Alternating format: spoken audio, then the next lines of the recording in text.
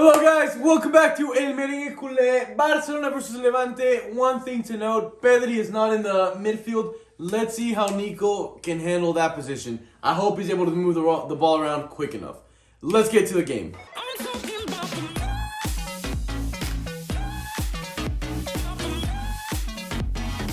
Alright guys, we are back from the first half. It's honestly been a phenomenal, tremendous, intense game. What are your thoughts after the first 45 minutes? There is no solidity in the midfield. It's so back and forth. And you know what? It was back and forth at first, but then it was actually Levante bringing the battle onto us. Barcelona could not step a foot in Levante's box with possession in our feet. And that's been a huge issue because Levante, I mean, as you've seen, they were just walking right through us. Right through us. We're giving up possession right in the middle of the field, time and time again. It does seem like Barca's midfield is struggling to get a hold of the ball. What do you think is the main factor that's, affecting them? Yeah, obviously it's easy to point the finger at Nico. I mean, he's no Pedri, right? He's not the player that's going to find the perfect flick to put Aubameyang in on goal, or Ferran. And that's another issue that we're seeing. The attacking three, they're not linking at all. Ferran and Aubameyang have gone kind of missing. Ferran's making runs, but we haven't been able to find him or whatever. Dembele's been trying, gets the ball at his feet deep, takes a long touch, or dribbles through. Maybe dribbling too much. Ultimately, it's not working. The attacking third of the field is not working, and defensively, it hasn't been the prettiest. Eddie Garcia has done a good job recovering, getting a lot of tackles in, saving the ball off the line. Yeah.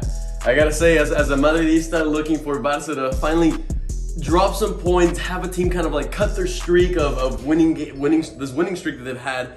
Levante has gotten me excited. They've been close, but I have this feeling that those missed chances from Levante are not gonna come back. The second half is gonna be a little more even, and I'm afraid to see Barca kind of come back. Xavi's gonna put them back together and be a little more focused. I feel like the key to Levante right here has actually been obviously Levante's intensity, but Barca's lack of concentration throughout this first half, right? So we had that Morales miss. I do not know how he missed it. For those of you guys that were not watching the game, you're just watching this recap, Morales pulled this Messi-like play where he dribbled through like 4 Barca defenders, made Araujo look incompetent as a center back, and obviously, I praise Araujo a lot, and then found himself one-on-one with Ter Stegen at like the 6-yard box.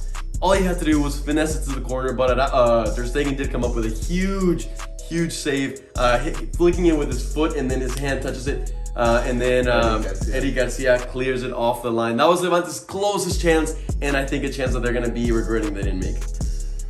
Ultimately, I think Barcelona's head is thinking about Frankfurt. I don't think their heads are here today. Levante has shown more intensity the first half. We'll see if they're able to keep it going. Maybe that could haunt them in the ass. Guys, we'll see you in the second half. Vamos Barcelona! 3 valuable points that you could argue we didn't deserve. You can make a good argument for that. But my goodness, what a half we just witnessed. What a half. We started off in the worst possible scenario. I think it was like minute 52, pretty shortly after the first half. A PK that Nieves commits.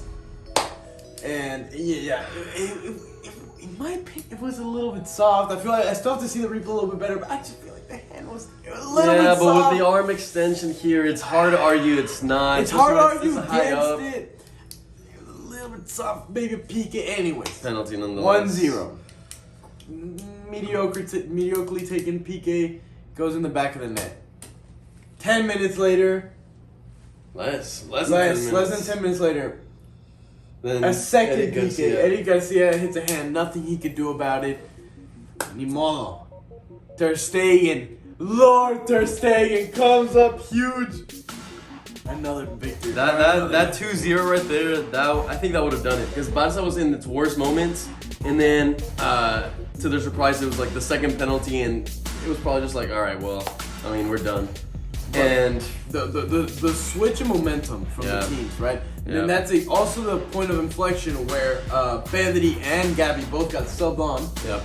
And that changed the game. And it changed the game. A few minutes later, the 2 players that came on, Gabi dribbles past 3 players, passes to Pedri, first touch finish. First, you can't forget about Aubameyang. Oh, Aubameyang's header. Aubameyang scores the first one. That's right.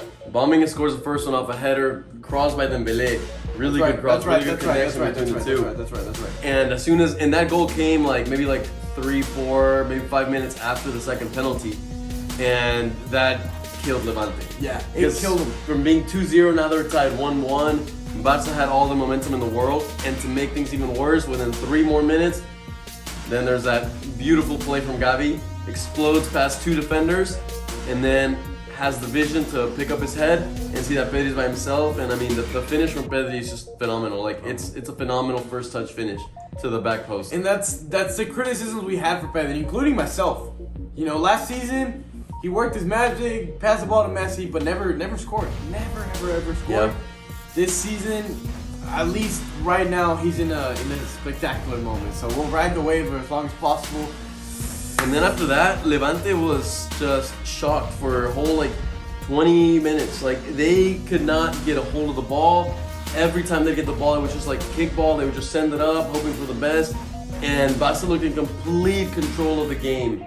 And just whenever I was the game's gonna end 2-1, Lenglet gets subbed on, and within his first play, the first time the ball is near him, commits a penalty and is once again in that screenshot, fouling some player in the box, steps on him, clear penalty, third penalty for Levante, and Levante's player doesn't mess it up, scores, and I was celebrating. I was really happy. That looked like it was going to be the 2-2, and Barca was going to drop 2 points, but then the tree trunk. Yeah, but then Xavi does some subs in, brings on Adama, who didn't really do much, brings on Luke de Jong, the tree trunk, and we started mocking him a little bit.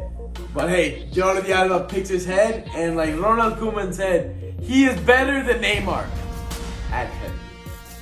Parentheses. And to that, there's some takeaways we will bring on for the rest of the season. One, or at least for next game, Lenglet is a little worrisome because he's probably gonna have to play against Frankfurt. He is. Because of Piqué's injury and the lack of Dani Alves in the Europa League, he's probably gonna have to play. But number two, the biggest takeaway from this game is that we have enough of a team where we can bring on subs and positively impact the game. I mean, Barcelona has not been able to say that in years. I mean, I know them. Adama Traore is, coming into this game, he wasn't even that. He didn't change the game, but in a different game, he can change the game. If you don't start Dembele, then you have Dembele to bring him on.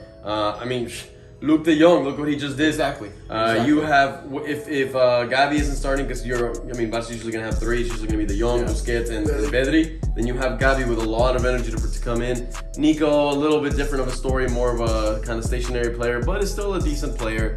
So yeah, Barca's got a bench. Barca's got enough of a bench. Now, we'll put the parentheses. We need one more defender. But that's besides the point. We'll take the 3 points, and I think the way it happened, again, unites the team. Gives them an extra little spark against Frankfurt. Because to be honest, the past 2 games, the one against Frankfurt and the one right now, we looked tired. Yeah. We looked exhausted. I think that's why Xavi was reluctant to start Pedri. Just because he wanted him to set out a little bit. But I think this will bring on enough spark to hopefully take us through to the next round in Europa League. Guys, thank you for watching. If you watched that game and stood up on your feet when Luke de Jong scored, hit that like button, hit that subscribe button.